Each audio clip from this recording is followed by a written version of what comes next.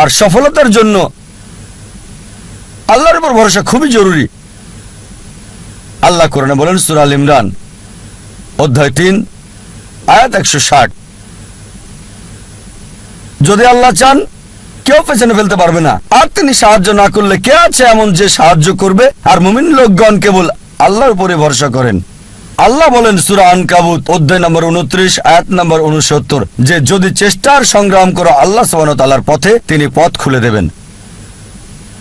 আল্লাহ আরো বলেন সূরা নাহাল অধ্যায় 17 আয়াত 43 এবং সূরা আম্বিয়া অধ্যায় 21 আয়াত 7, ফাসআলু আহলে যিকরি ইন কুনতুম লা তা'লামুন। যদি তোমরা না জানো তাকে জিজ্ঞেস করো যে জানে, তার কাছে যার জ্ঞান আছে। তাই সফলতার জন্য প্রথম আল্লাহর উপর ভরসা, দ্বিতীয় হচ্ছে চেষ্টা করা, সাধনা করা আল্লাহ সুবহানাহু ওয়া তাআলার পথে, তৃতীয় হচ্ছে যে জানে তাকে জিজ্ঞেস করা। পরিকল্পনাটাও জরুরি, গন্তব্য থাকাটাও জরুরি। আর আমরা যখন পড়ে দেখি ম্যানেজমেন্ট গুরু বই, অনেক গন্তব্য নির্ধারিত আর সেটা তারা দিয়েছে, তবে আমার কাছে সেরা প্ল্যানিং, সবচেয়ে সেরা গন্তব্য হচ্ছে ইসলামিক, ISLAMIC,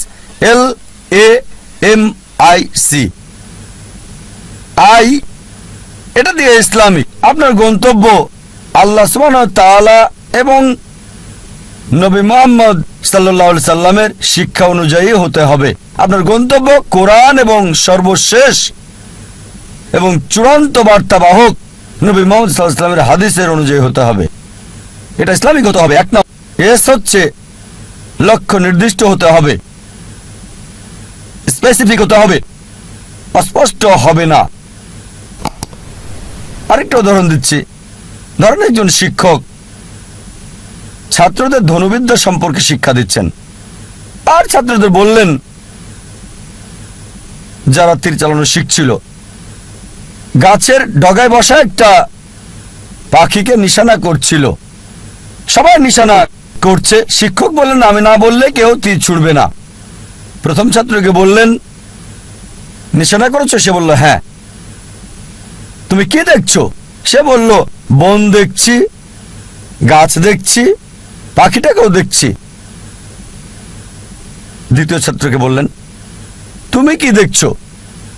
সে বলল স্যার গাছটা দেখছি, গাছের ডাল দেখছি, আর পাখিটাকেও দেখছি। তৃতীয় ছাত্রকে বললেন তুমি কি দেখছো? সেই ছাত্র বলল আমি শুধু গাছের ডাল দেখছি আর পাখির চোখ।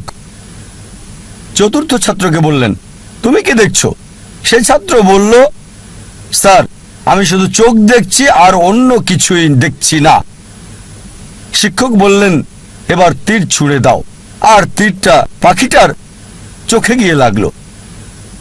আপনার লক্ষ্য স্পেসিফিক হতে হবে, নির্দিষ্ট হতে হবে। কোনো ভ্রমণকারীর মতো হলে হবে না, যার কোনো উদ্দেশ্য নেই। কুকুরটার মতো না, যে গাড়ির পেছনে ছুটছে উদ্দেশ্য ছাড়া। তৃতীয় বিষয় এল দিয়ে বোঝাচ্ছে এটা লাভজনক হতে হবে। প্রথমত পরকালের জন্য লাভজনক হতে পারে আখিরাতে, আবার এটা আমাদের জন্য সমানভাবে লাভজনক হতে পারে এই পৃথিবীতেও, তবে গুরুত্ব হচ্ছে আখিরাত। আল্লাহ কোরআনে বলেন সূরা বাকারা অধ্যায় 2 আয়াত 201, রব্বানা আতিনা ফিদ দুনিয়া হাসনাতাও ওয়া ফিল আখিরাতি হাসনাতাও ওয়া কিনা আযাবান নার। হে আল্লাহ আমাদের কল্যাণ দাও দুনিয়া এবং আখিরাতের, আর দোজখের আগুন থেকে রক্ষা করো। সুতরাং লাভজনক হতে হবে, উপকার থাকতে হবে, প্রথমত পরকালের, তারপর এই দুনিয়া। তবে বেশি গুরুত্ব হচ্ছে আখিরাতের, তারপর দুনিয়ার। এমন যেন না হয় যে দুনিয়ার লাভ আখিরাতের লাভকে নষ্ট করে দেবে।